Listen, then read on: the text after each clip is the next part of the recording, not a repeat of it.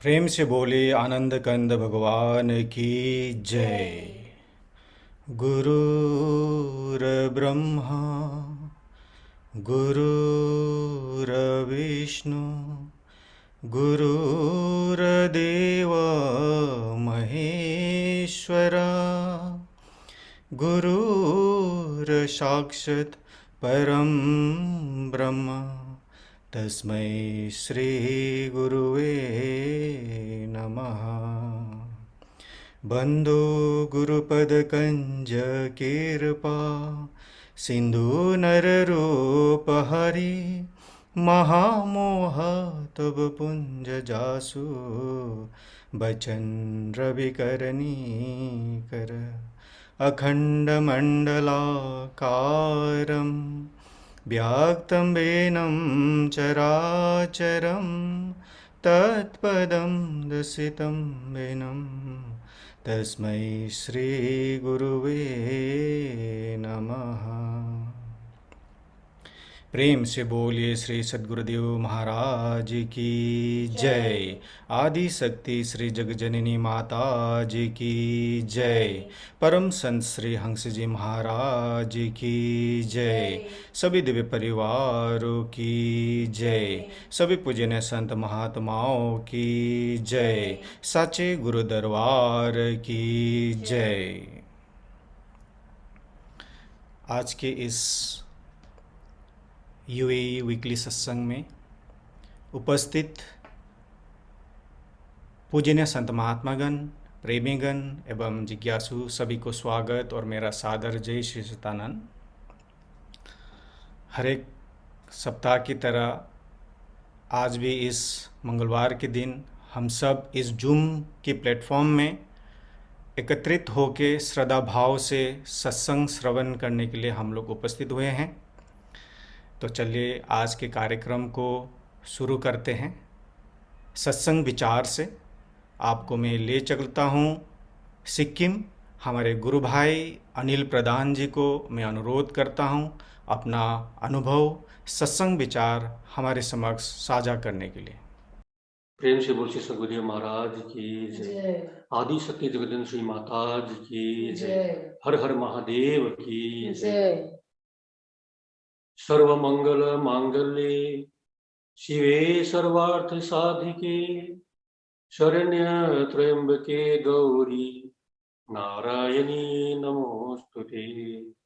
या देवी सर्वभूतेषु शक्तिरूपेण संस्थिता नमस्तस्यै नमस्तस्यै नमस्तस्यै नमो नमः। या देवी सर्वभूतेषु दयारूपेण संस्थिता नमस्तस्यै नमस्तस्यै नमस्तस्यै नमो नमः। प्रेम से बोल श्री सद्गुरुदेव महाराज की जय। जगतजन श्री माता जी की जय। यूएई वीकली सत्संग से जुड़े हुए आदरणीय संत महात्मागण, प्रेमी सज्जनगण, सभी को मेरा सादर जय श्री सच्चिदानंद। आज गुरु महाराज की असीम कृपा से मुझे भी सत्संग सुनाने का अवसर प्राप्त हुआ। मैं आकाश भाई का आभारी हूँ। पहले तो मैं आकाश भाई ने मुझे आकाश भाई बोलते थे भजन गाने के लिए, लेकिन आज मुझे सत्संग का भी अवसर प्राप्त हुआ। ये मेरा फर्स्ट सत्संग है जो मैं आज हिंदी में सुनाने जा रहा हूँ। आप लोगों को मालूम भी है हिंदी और नेपाली में अंतर तो होता ही है। अगर मुझसे कुछ भूल हो गया तो मुझे माफ कर दीजिएगा। तो किसी ने कहा है, किसी ने लिखा है, यकीन और उम्मीद,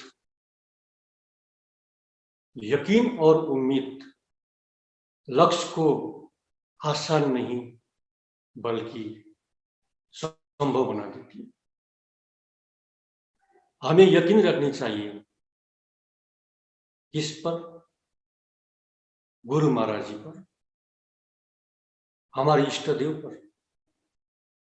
और हमें कभी उम्मीद नहीं हारनी चाहिए। गुरु महाराज जी का क्या लक्ष्य है? एक राष्ट्र, एक ध्वज, एक आत्मा। और हमारा लक्ष्य क्या होना चाहिए? ज्ञान का प्रचार करना। गुरु महाराज के बताए हुए मार्ग पर विश्वास के साथ चलना।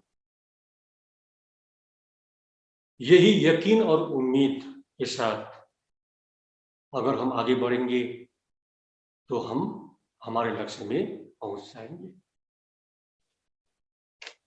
तो ज्ञान का प्रचार कैसे होगा? ज्ञान के प्रचार के लिए जरूरी है कि हम रेगुलर सत्संग में जाएं। और जब हम रेगुलर सत्संग में जाएंगे तो हमें देखकर दूसरे लोग भी यही सोचेंगे कि इसका तो ये तो सत्संग में जा रहा है, इसका तो जीवन में कुछ परिवर्तन होता जा रहा है, मुझे भी वैसा ही होना चाहिए। हमें अपने जीवन में कुछ परिवर्तन करना चाहिए। अगर हम जीवन में परिवर्तन करेंगे तो दूसरे लोग भी हमको देखकर वो भी परिवर्तन होगा। और बात आता है संस्कार पर।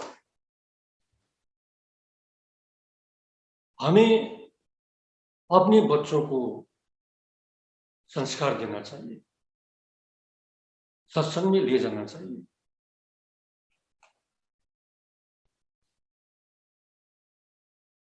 हम तो जाते हैं सत्संग में, और हम हमारे बच्चे को बोल देंगे आज तुम मत जाओ, सिर्फ हम ही जाएंगे, तुम तो छोटे हो, अभी तुम्हें सत्संग के बारे में कुछ मालूम ही नहीं है।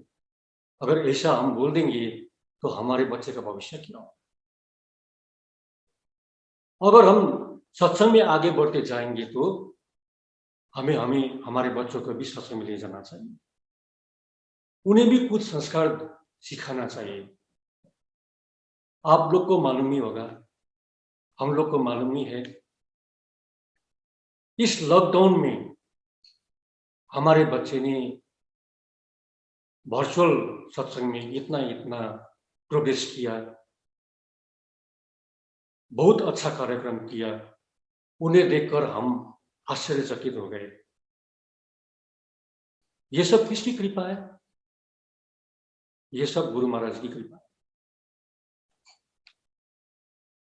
और हमारे बच्चे को हम अगर अच्छी संस्कार देंगे तो हमारा समिति का भविष्य भी और उज्जवल हो जाएगा। वहां पर हमने क्या देखा? एक बच्चे को देखकर दूसरे बच्चे सीख रहे हैं, दूसरे बच्चे को देखकर तीसरे बच्चे सीख रहे हैं। अगर हम ऐसे ही प्रोग्रेस करते जाएंगे तो हमारा समिति निश्चय ही आगे बढ़ेगा।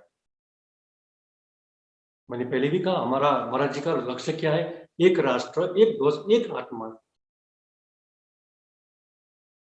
अभी हम वर्चुअल सत्संग में जुड़ रहे हैं, हम देख रहे हैं वर्चुअल सत्संग में ज्यादातर तो हमारे ये स्त्री है और बूढ़े लोग, सब लोग बैठ के सत्संग सुन रहे होते हैं।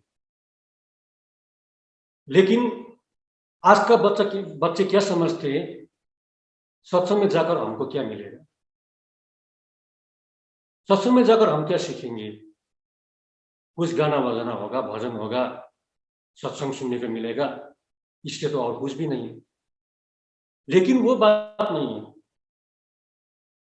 वैसी बात नहीं है। क्योंकि हमें हमारे बच्चों को वहां पर ले जाकर के वो ज्ञान क्या है, भक्ति क्या है, जीवन में क्या करना चाहिए, ये सभी संस्कार अगर हम अपने बच्चों को देंगे तो अवश्य ही हमारा समिति और आगे बढ़ेगा। हमने आज तक कितने अनुभवी संतों के विचारों को सुने और हमने भी सुना है, इसका हम पर क्या प्रभाव पड़ा, हमारे जीवन में क्या क्या परिवर्तन आया, इसे हमें महसूस करना चाहिए। हम पहले क्या थे और आज क्या है। गुरु महाराज की कृपा से आज हम कहां पहुंच गए हैं, इसे हमें याद करना चाहिए। हमारा जीवन सुमिरन के बिना, ध्यान के बिना व्यर्थ है। अनुभव कैसे प्राप्त होते हैं? ध्यान से। अगर हम कुछ क्षण के लिए भी अगर हम ध्यान में बैठे तो भी हमारे ऊपर गुरु महाराज जी की असीम कृपा हो जाएगी। हम तो सोचते, लेकिन गुरु महाराज जी हमारी सोच को न जाने कैसे पूरा कर देते हैं, हमें मालूम ही नहीं पड़ता है। यह सब किसका प्रभाव है? यह सब आत्मज्ञान का प्रभाव है। गुरु महाराज जी के सिवा हमारा रक्षा करने वाला कोई भी नहीं है।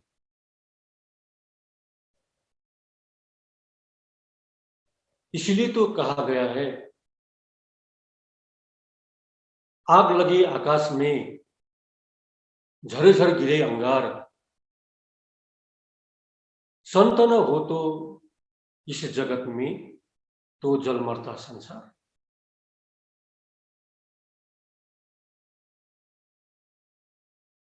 इस जलती हुई आग को, हमारे देश की इस बढ़ती हुई समस्या को केवल गुरु महाराज ही बचा सकते। इसलिए हमें गुरु महाराज जी पर विश्वास रखना चाहिए और अपने जीवन में खूब भक्ति करनी चाहिए। जब हम अपने भक्ति की शक्ति को जानेंगे, अनुभव करेंगे, तो हमारा जीवन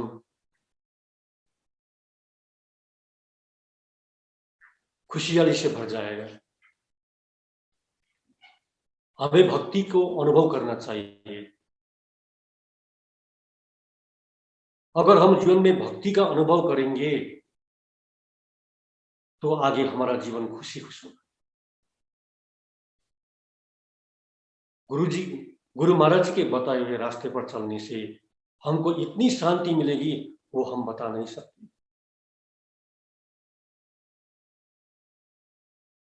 गुरु के बिना, भगवान के बिना हमारा जीवन बेकार है। इसलिए हमें खूब भक्ति करनी चाहिए। और ज्यादा तो मैं क्या कहूँ, आज पहली बार मैं हिंदी में सत्संग सुनाने जा रहा हूँ। अगर मौका मिले तो आगे और प्रैक्टिस करके मैं सुनाने की कोशिश करूंगा।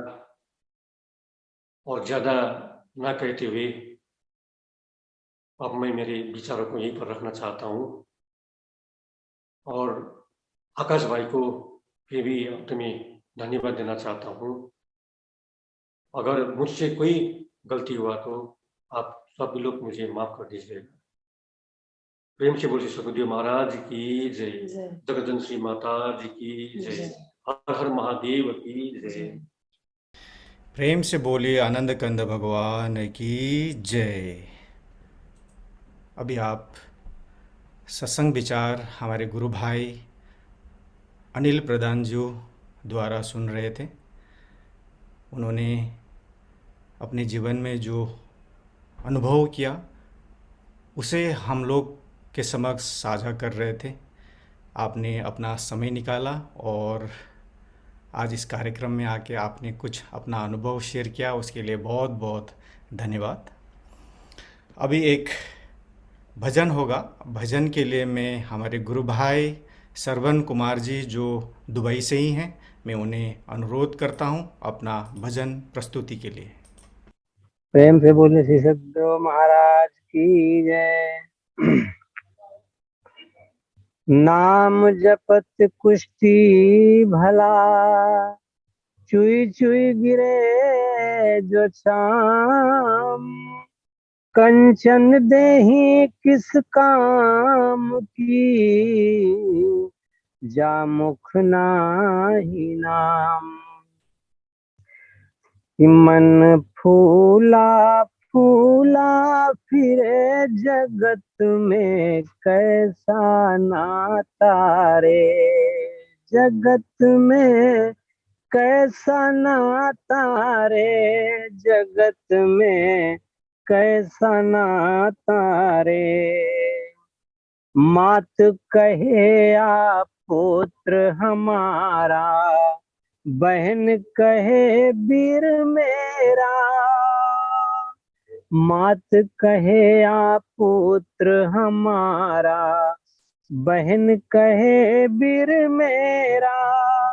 भाई कहे आ भुजा हमारी, नारी कहे नर मेरा। जगत में कैसा नाता रे जगत में, कैसा नाता रे जगत में, कैसा नाता रे। मन फूला फूला फिरे जगत में, कैसा नाता रे। पेट पकड़ कर माता रोवे, बाह पकड़ कर भाई। पेट पकड़ कर माता रोवे, बाह पकड़ कर भाई। लपट झपट कर तिरिया रोवे, हंस अकेला जाई जगत में, कैसा नाता रे जगत में, कैसा नाता रे जगत में, कैसा नाता रे। मन फूला फूला फिरे जगत में, कैसा नाता रे। जब लग जीवे माता रोवे, बहन रोवे 10 मासा। जब लग जीवे माता रोवे, बहन रोवे 10 मासा। तेरे दिन तक तिरिया रोवे, फिर करे घर बासा जगत में, कैसा नाता रे। मन फूला फूला फिरे जगत में, कैसा नाता रे। 4 गजा चर गजी मंगाई, चढ़ा काठ की घोड़ी। 4 गजा चर गजी मंगाई, चढ़ा काठ की घोड़ी। चारों कोने आग लगा दई, चारों कोने आग लगा दई। फूंक दई जस होरी जगत में, कैसा नाता रे जगत में, कैसा नाता रे जगत में, कैसा नाता रे। मन फूला फूला फिरे जगत में, कैसा नाता रे। हाड़ जरे जो सूखी लकड़िया, केस जरे जो घासा। हाड़ जरे जो सूखी लकड़िया, केस जरे जो घासा, सोने जैसी काया जरी गई, सोने जैसी काया जरी गई, कोई न आया पासा जगत में, कैसा नाता रे जगत में, कैसा नाता रे जगत में, कैसा नाता रे। मन फूला फूला फिरे जगत में, कैसा नाता रे। घर की तिरिया देखन लागी, ढूंढ फिरी चहु देसा, घर की तिरिया ढूंढन लागी, देख विरी चहु राम।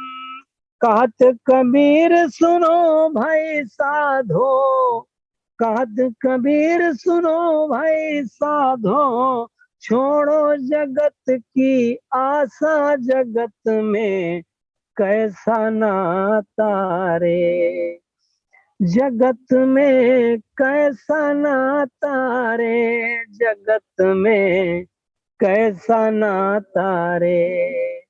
मन फूला फूला फिरे जगत में, कैसा नाता रे जगत में, कैसा नाता रे जगत में, कैसा नाता रे। प्रेम से बोलिए श्री सद्गुरुदेव महाराज की जय। प्रेम से बोले आनंद कंद भगवान की जय। हमारे गुरु भाई श्रवण कुमार जी को अति भावपूर्ण भजन प्रस्तुति के लिए बहुत बहुत धन्यवाद। और आज इस भजन के लिए आप अपना अमूल्य जो काम का वक्त है उसको भी निकाल के आप आए, बहुत बहुत आभार और धन्यवाद आपको। चलिए अभी सत्संग के लिए हम लोग चलते हैं उत्तराखंड भारत। हमारे डॉक्टर जेपी अग्रवाल जी को मैं अनुरोध करता हूं अपना सत्संग विचार हमारे समक्ष रखने के लिए। सबको मेरा जय सच्चिदानंद। जीवन में आपने बहुत सुंदर भजन सुना, वैराग्य से भरा हुआ भजन जो याद दिला रहा है कि जीवन में अकेले आए थे अकेले जाओगे।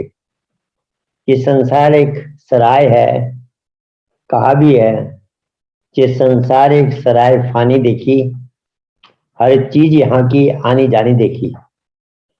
ये एक सराय है, धर्मशाला है, यहाँ कोई परमानेंट नहीं रह सकता, जाना ही पड़ेगा। बड़े बड़े धनी, बड़े बड़े वेद, जब धन्वंतरी वेद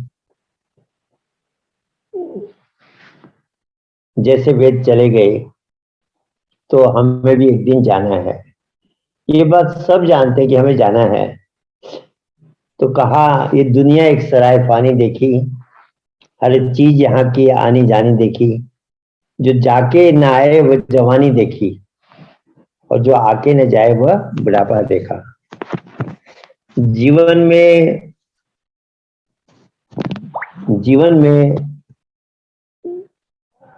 दो चीज, हर चीज आती और जाती है, पर कहते जवानी जाने के बाद वापस नहीं आती। व्यक्ति तरसता रहता है कि काश मैं फिर से जवान हो जाता। अपनी जवानी को, अपने बचपन को हर व्यक्ति याद करता है। वो मस्ती, वो यौवन, वह स्थिति जब बुढ़ापा आता है तो वो याद करता है कि वो यौवन अवस्था को फिर से याद करता है। तो कहते हैं पर वो युवा अवस्था जाने के बाद वापस नहीं आती है, और कहा जो बुढ़ापा आने के बाद जाता नहीं है। कब जाएगा? ये शमशान घाट में लेके ही जाएगा। कभी ब्रह्मानंद संत कहते हैं 2 दिन का जग में मेला, सब चला चली का खेला, कोई चला गया कोई जावे, कोई गठड़ी बांध से धावे, कोई खड़ा त्यार अकेला, 2 दिन का जग में मेला। जाना है सबको, कोई चला गया, कोई जाने की तैयारी में है, कोई कुछ दिन बाद जाएगा। कि जानते हुए भी हम अपने रिश्तों में, नातों में इतना उलझ जाते हैं कि हम भूल जाते हैं कि ये रिश्ते नाते सब टेम्पररी है। धर्मशाला में लोगों की आपस में मुलाकात होती है, होटल में मुलाकात होती है, कोई कहाँ का है कोई कहाँ का है, सब अपने अपने रास्ते चले जाते हैं। हम सोचते हैं ये मेरा भाई है, ये मेरी बहन है। वैसे सज्जनों, अगर आप गहराई में जाएं तो सारे लोग स्वार्थ के साथ ही हैं। बिना स्वार्थ के कोई भी आपका अपना नहीं है। लगता है हमको, शुरू शुरू में लगता है कि ये मेरा है। कल मैं एक हास्य कथा पढ़ रहा था। कहते हैं पति पत्नी थे, पति को जरा सा दाढ़ी बनाते समय हल्का सा कट गया। नई नई शादी हुई थी, उसने कहा देखो मेरा कट गया। ओहो, आपको कट गया? तुरंत वो लेके आई, डिटोल लगाई। बोले आपको दर्द हो रहा होगा। बहुत प्रेम से और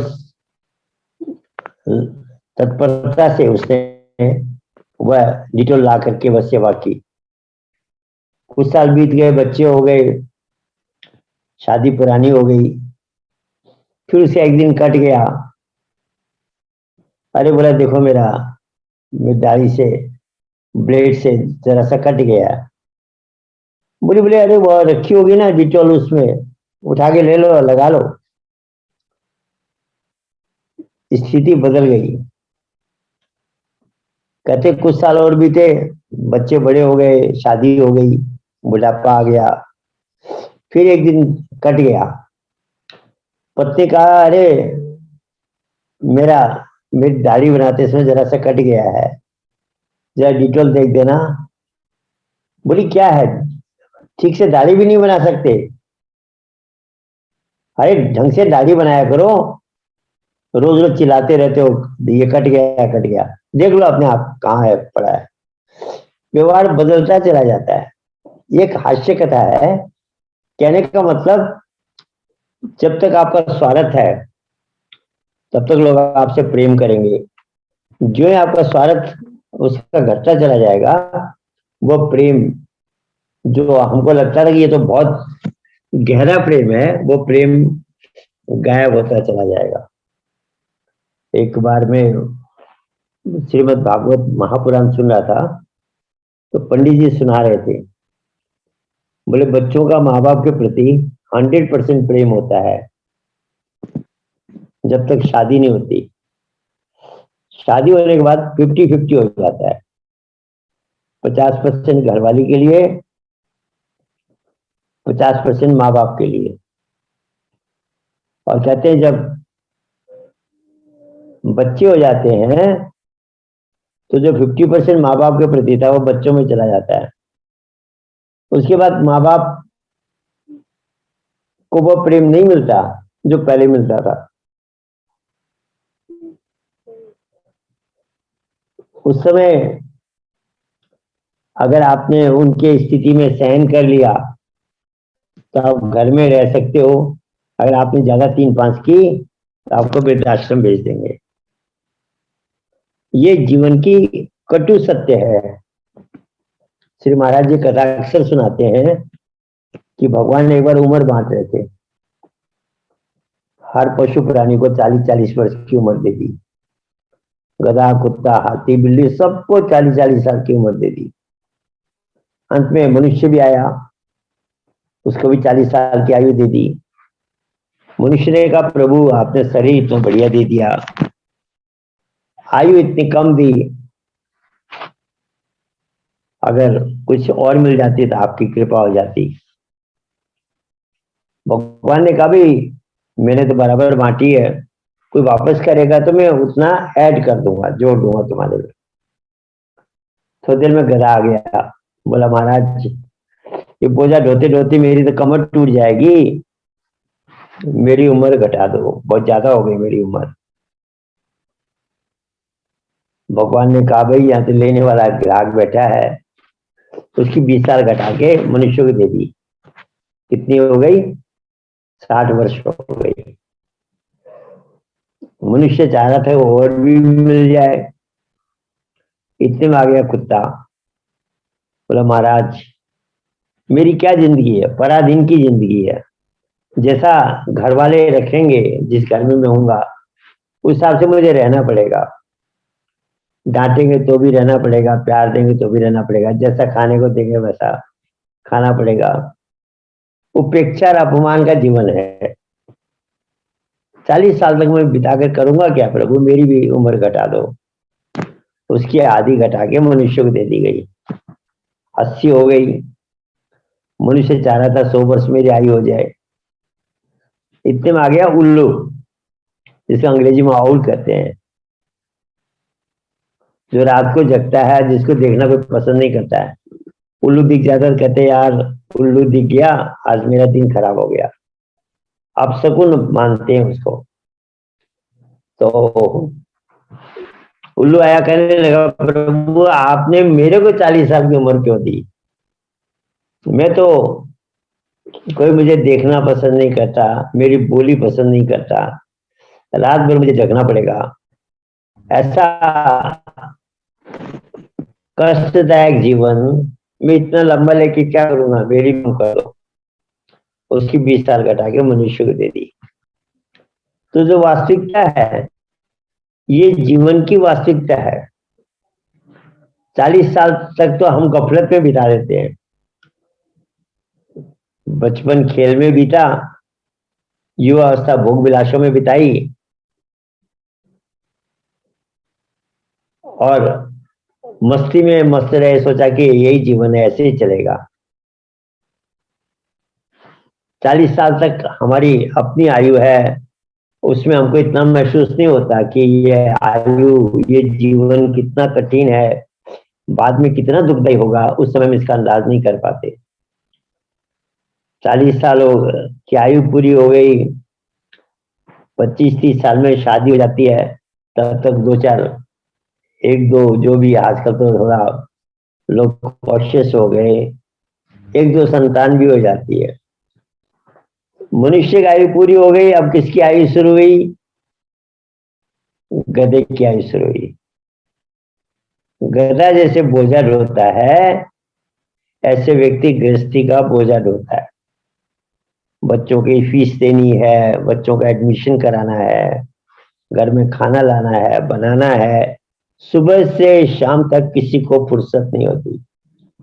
घर की देखभाल, बच्चों की देखभाल, नौकरी, पैसा, इतना व्यस्त जीवन होता है कि वह इंजॉय नहीं करता है।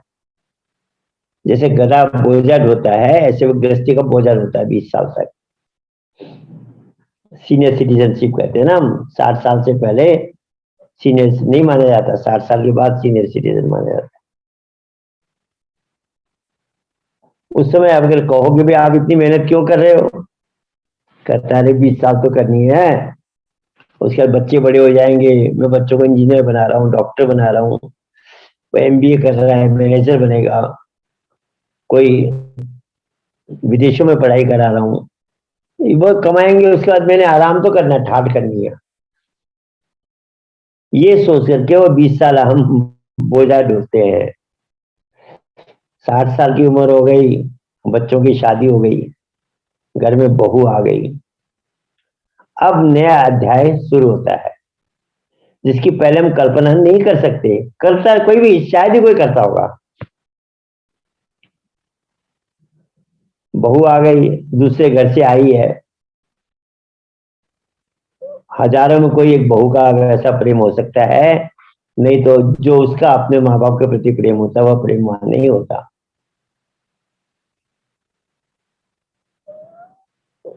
प्रेम किसमें होता है? उसका अपने बच्चों के प्रति होता है। बच्चों को अच्छा खिलाना पिलाना, क्योंकि भविष्य में बच्चे काम आने हैं। सास ससुर तो अब धीरे धीरे उन्हें तो जाना है, तो बेटा और बहू जैसे रखेंगे वैसे रहना पड़ेगा। और अगर आपने परेशान करना शुरू किया उनको, या कलह करनी शुरू कर दी, या उनको डांटना शुरू कर दिया, या नखरे दिखाने शुरू कर दिए, तो वह क्या करेंगे? आपको कहीं न कहीं वृद्धाश्रम में भेज देंगे। मैं कहीं पर आर्टिकल पढ़ रहा था एक बुढ़े माँ बाप रेलवे स्टेशन में प्लेटफॉर्म पे बाहर बैठे हुए, सुबह से शाम तक बैठे हुए थे। एक ने कहा, एक वहां पर जो ये वो बेचने वाले होते हैं ना, रेडी वाले, एक ने देखा ये बुढ़े पति पत्नी सुबह से बैठे हुए हैं, हाथ में कागज ले रखा है। उसने कौतूहलवश पूछा, भाई आप क्या इंतजार में किसके उसमें बैठे हो? बोले छोटा लड़का आने वाला है यहाँ पर, हमें लेने आएगा, उसके इंतजार में बैठे हैं। अभी तक आया नहीं, हम उसके इंतजार में बैठे हैं।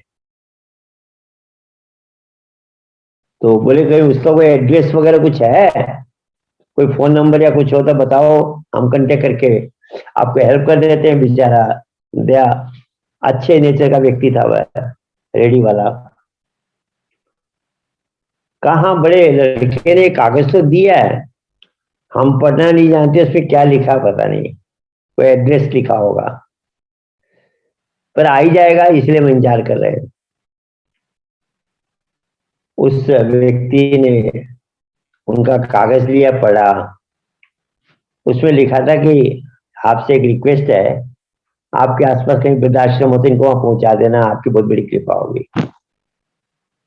माँ बाप को घर से भेजा कि आपको छोटा भाई लेने आएगा,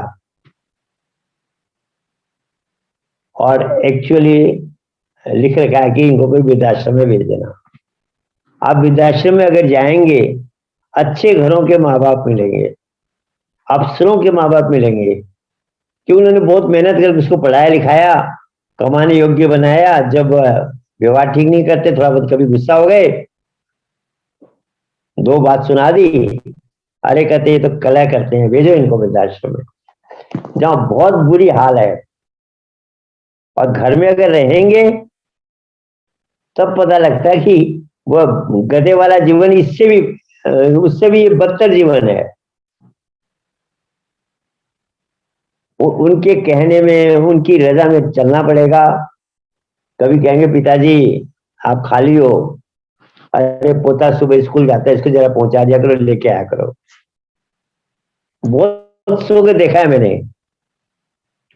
कभी कहेंगे पिताजी आज हम पिक्चर देखने जा रहे हैं, पति पत्नी, पोता बहुत छोटा है, जरा आप ख्याल कर देना, वो चौकीदारी में लगा के पिक्चर देखने जा रहे हैं।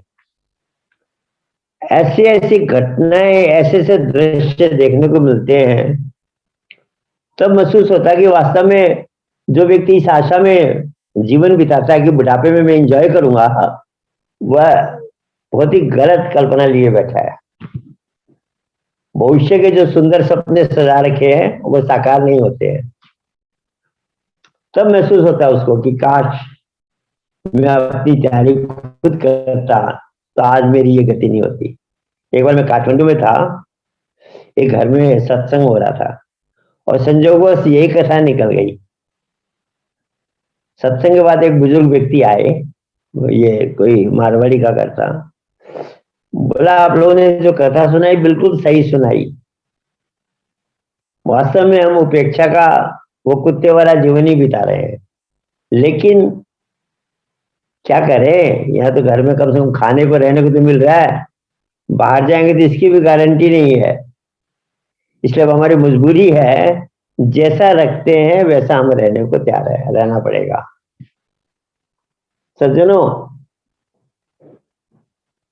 और अगर 80 क्रॉस कर गए तो भगवान मालिक है। रात भर नींद नहीं आती, खांसी कफ से परेशान है, घर वाले कहते हैं ये बुढ़े व्यक्ति हमें सोना भी नहीं देता, सबको डिस्टर्ब किए रहता है। रेमोन कंपनी 10,000 करोड़ का जिसका एम्पायर है, मैंने एक आर्टिकल पढ़ा था कि उसके लड़के बहू को फुर्सत नहीं है उनसे बात करने की, पत्नी एक्सपायर कर गई है, तो एक अलग कमरा बना रखा है, उसमें रख दिया है, एक नौकर रख दिया है, नौकर के सारे पिताजी को छोड़ दिया। जिसने इतनी बड़ी एम्पायर इकट्ठा किया, कितनी मेहनत करके कितनी बड़ी कंपनी तैयार की, बच्चे सुख भोग रहे हैं, पिता की परवाही नहीं है। तो 80 क्रॉस करने के बाद तो बहुत बुरी हाल है, आंखों से दिखना कम हो जाता है। आसाम में एक जगह हम लोग सत्संग कर रहे थे और ये कथा चल रही थी, उसी समय एक बुढ़ा व्यक्ति निकल के आया लट्ठी लेके सारे, मोर देन 80 था वह। तो एक औरत कहने लगी अपने पोते को, अपने लड़के को, बोला जा जा तुम्हारे दादाजी को जरा हाथ पकड़ के बाथरूम करा के ले आओ। वो बेचारा ऐसे ऐसे चल रहा था। सज्जनों, क्या यही जीवन है? क्या इसी के लिए कहा बड़े भाग्य मानुषन पावा, सुर दुर्लभ सदग्रंथन गावा, साधन धाम मोक्ष का द्वारा पाए न जय पर लोक संवारा। कि देवता तरसते इस मनुष्य देह के लिए, ये गधा कुत्ता और उल्लू का जीवन बिताने के लिए। और ये एक घर की कथा नहीं है, ये सारे समाज की कथा है और हम इसी में भूले रहते हैं। इसलिए कहा मन फूला फूला फिरे जगत में कैसा नाता रे, जगत में कैसा नाता रे।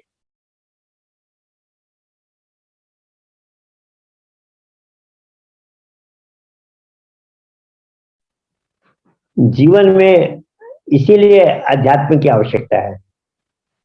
अगर हमने समय पे अध्यात्म सीख लिया और इस संसार की कर्म शैली को, कार्य शैली को समझ लिया तो पछताना नहीं पड़ेगा।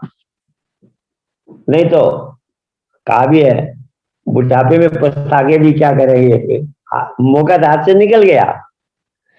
प्रिपरेशन कब करना पड़ता है? जब व्यक्ति जवान होता है, तभी उसके लिए प्रिपरेशन करना पड़ता है। और इसका सॉल्यूशन भी बताया हमारे शास्त्रों ने, संतों ने। पहले क्या नियम था? बच्चा जन्मने के बाद 12-13 साल का जब होता है, उसको बचपन से, छोटे बच्चों को, जैसे हमारे अनिल प्रधान जी सुना रहे थे, बचपन से बच्चे को माँ बाप सत्संग में ले जाते हैं। उसके अंदर आध्यात्मिक जागृति शुरू हो जाती है, आध्यात्मिक संस्कार पनपने लगते हैं।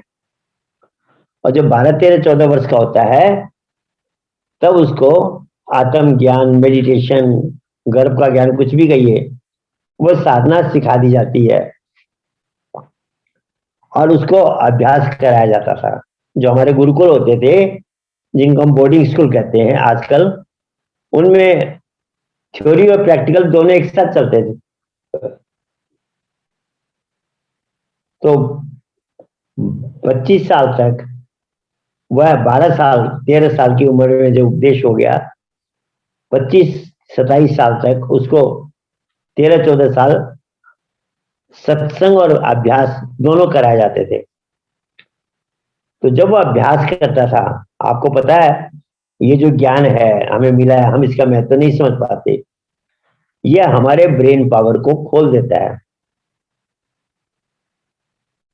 जो हमारा कंप्यूटर है, मन और ब्रेन का, माइंड और ब्रेन का जो कंबाइंड कंप्यूटर है, इसकी फंक्शनिंग को बहुत सुधार देता है ये। जिन प्रेमी ने अभ्यास किया है उन्होंने ये अनुभव भी किया होगा। वर्किंग फास्ट हो जाती है और वर्किंग बेटर हो जाती है। बहुत ज्यादा अगर आपने भजन किया तो परफेक्शन भी आने लगता है। कहा भी है, योग कर्मसु कौशलम, योग कर्मों में कुशलता लाता है, परफेक्शन लाता है। तो जब 25-27 वर्ष की उम्र तक वो भजन साधन करता था, अब उसके अंदर इतनी क्षमता आ गई, उसके बाद उसको गृहस्थ आश्रम में भेजा जाता था।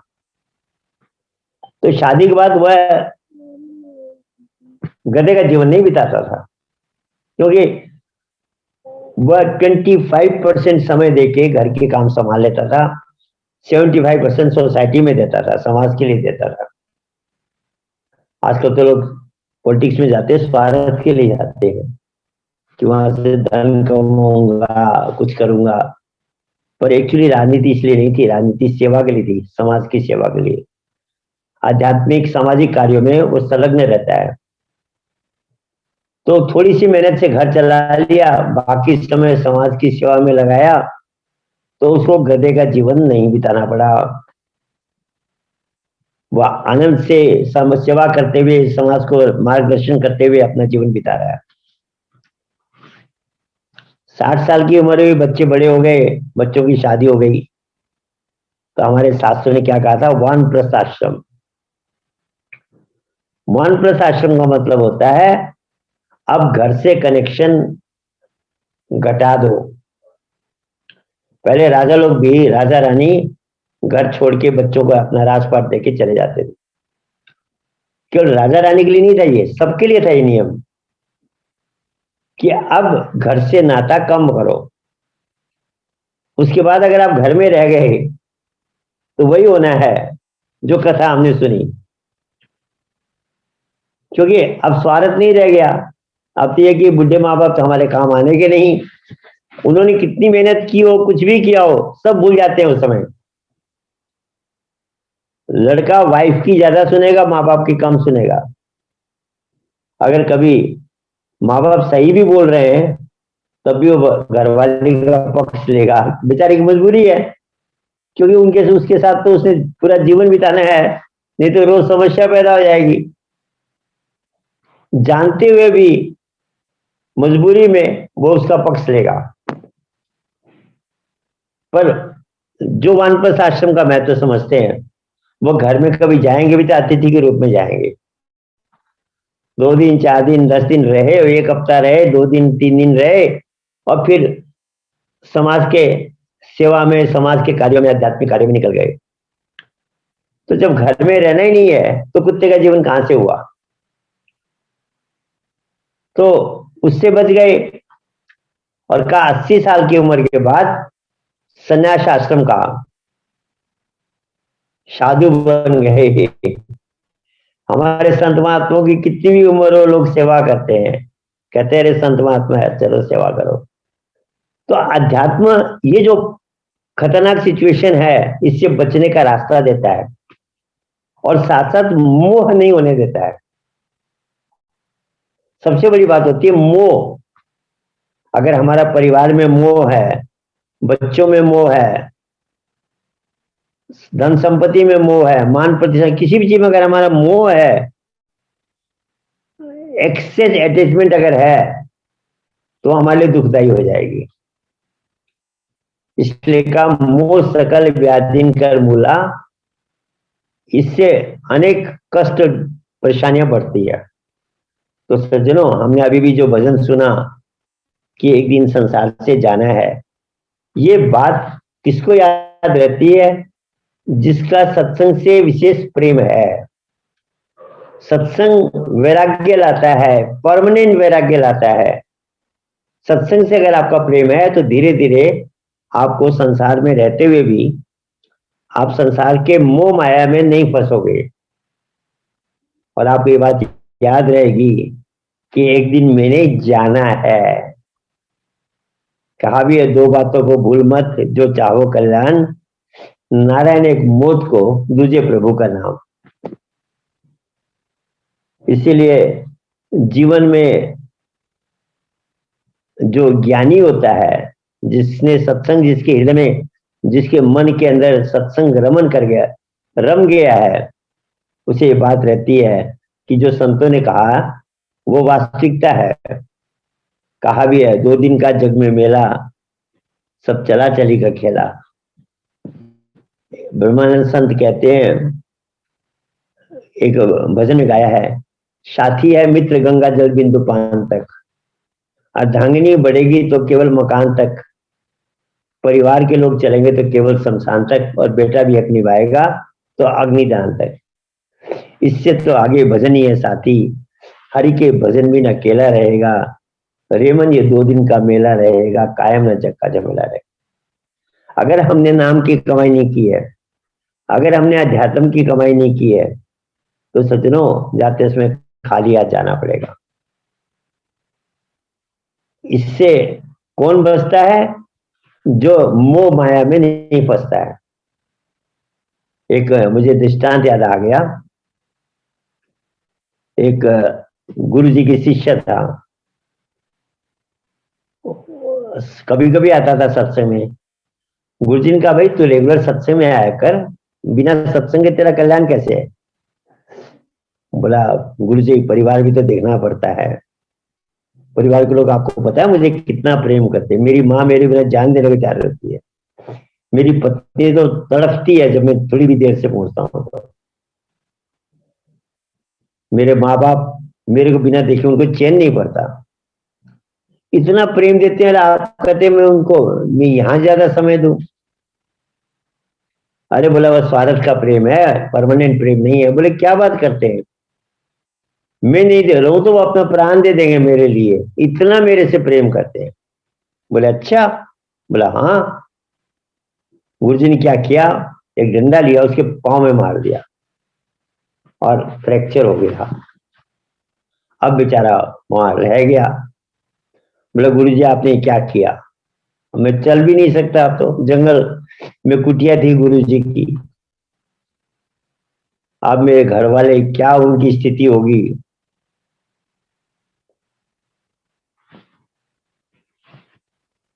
गुरुजी ने कहा भाई नहीं, ये कथा दूसरी सुना दी मैंने।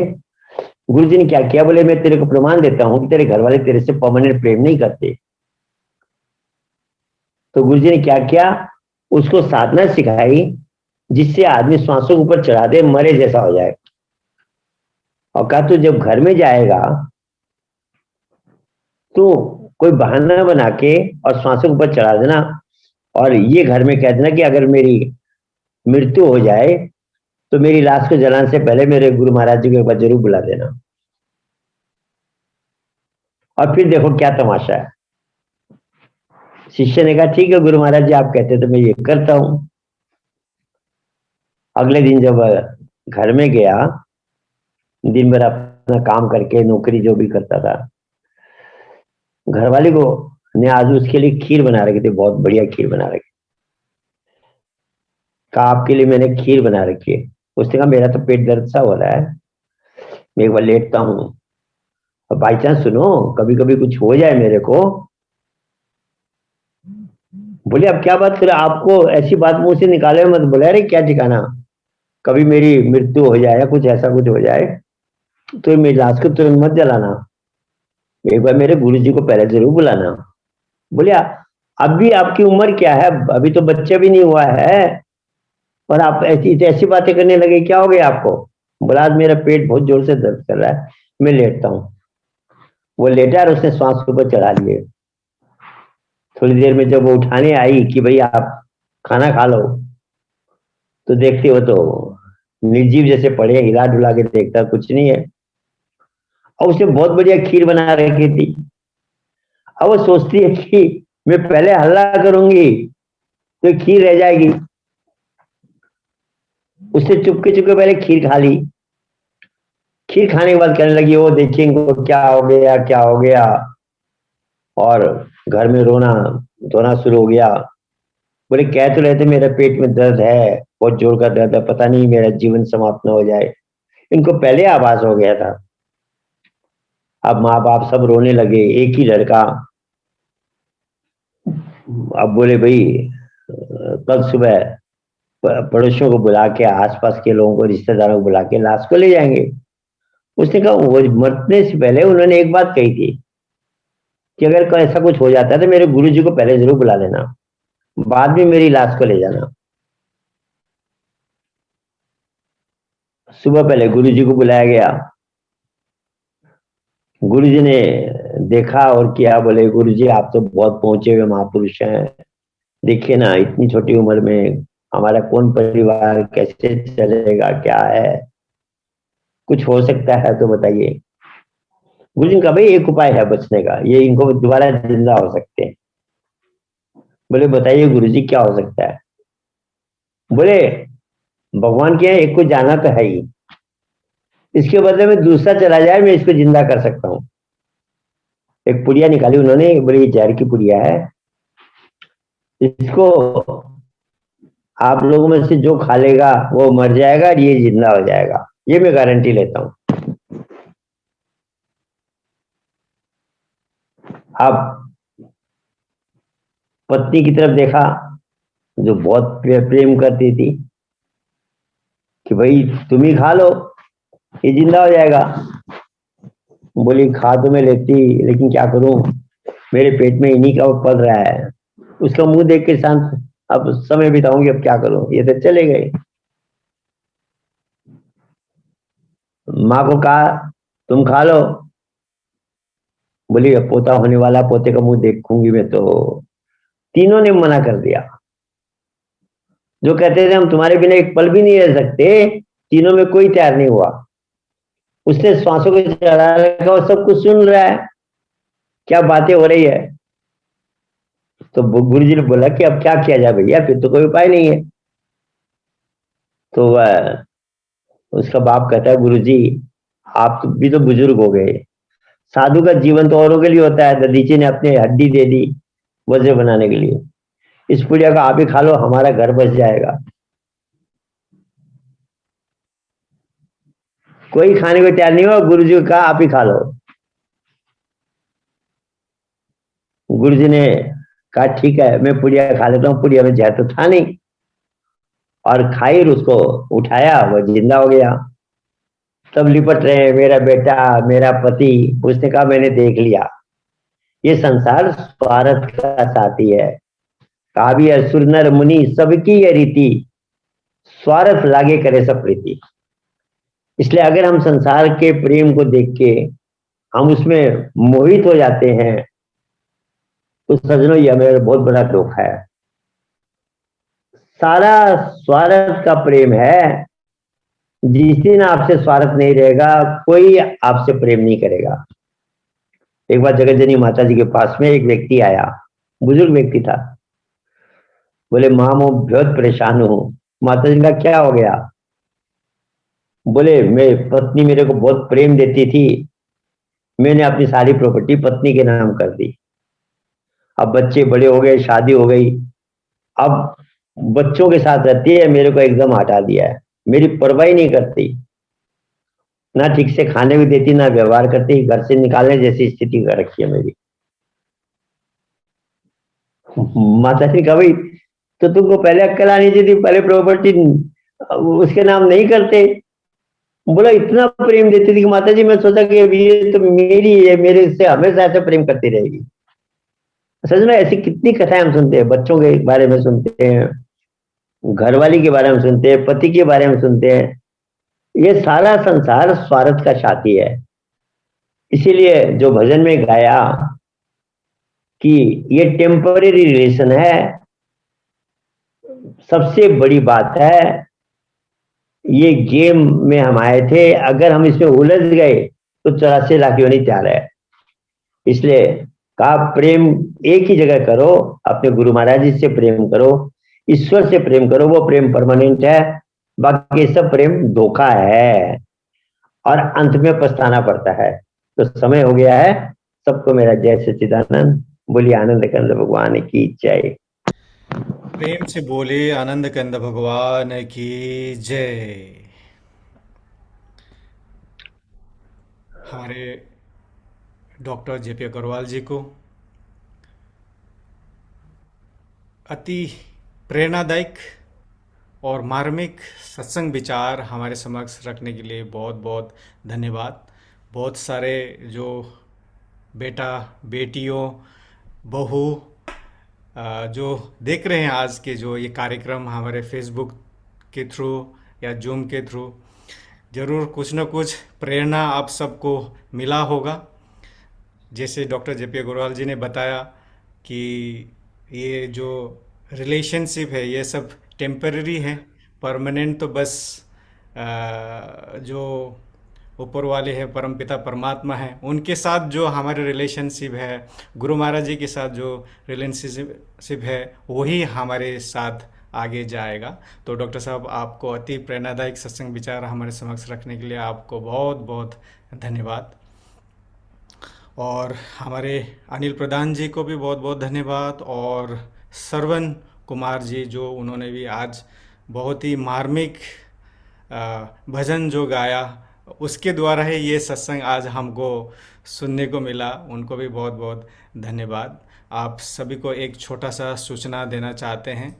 ये आने वाले जो शनिवार है 19 मार्च हमारी स्पिरिचुअल अवेयरनेस जर्नी, जो ये अंग्रेजी में सत्संग होता है, इसका इस बार का टॉपिक है साइंस एंड स्पिरिचुअलिटी। तो इसमें आप सब ज़रूर भाग ले सकते हैं। ये कार्यक्रम का जो लिंक है मैंने चैट बॉक्स में भी डाल दिया है, वहाँ से आप लोग कॉपी कर सकते हैं। और ये इंडिया टाइम 8 PM में शुरू होगा। ये साइंस एंड स्पिरिचुअलिटी का पार्ट 2 है। पार्ट 1 ऑलरेडी हो चुका है। पार्ट 1 अगर आप देखना चाहते हैं तो हमारे मानव धर्म यूट्यूब चैनल में जाके स्पिरिचुअल अवेयरनेस जर्नी का प्लेलिस्ट में क्लिक करके आप पार्ट 1 देख सकते हैं। ये पार्ट 2 होने जा रहा है, तो आप सभी को निमंत्रण है, इनविटेशन है। ये सैटरडे इंडिया टाइम 8 PM में आप सब जूम के द्वारा जुड़ के इस कार्यक्रम का आप लाभ ले सकते हैं। हमारे अनुभवी संत महात्मा व्योमा बाई जी और हमारे मोटिवेशनल स्पीकर सिप्रा डावर जी द्वारा इस टॉपिक में आप सबको सत्संग सुनाया जाएगा। आप इस कार्यक्रम का लाभ ले सकते हैं। आज के कार्यक्रम को यहीं पर समाप्त करते हैं एक छोटी सी वंदना से। प्रेम से बोलिए आनंद कंद भगवान की जय। त्वमेव माता च पिता त्वमेव बंधु च सखा त्वमेव विद्या द्रविणं त्वमेव सर्वं मम देव देव। त्वमेव सर्वं मम देव देव। त्वमेव सर्वं मम देव देव। भक्तिदान मह दीजिए, गुरुदेवन कीजिए, और नहीं कछ चाहिए, निस दिन चरणों की से। बार बार बर मागहूँ, हर्ष देव श्रीरंग, पद सरोजन पावनी, भक्ति सदा सत्संग। आज भी तेरी आसरा प्रभु, कल भी प्रभु तेरी आस, घड़ी घड़ी तेरी आसरा प्रभु, शरण पड़ा मेरा। प्रेम से बोलिए श्री सद्गुरुदेव महाराज की जय। आदि शक्ति श्री जगजननी माता जी की जय। परम संत श्री हंस जी महाराज की जय। सभी दिव्य परिवारों की जय। सभी पूजन संत महात्माओं की जय। सच्चे गुरु दरबार की जय।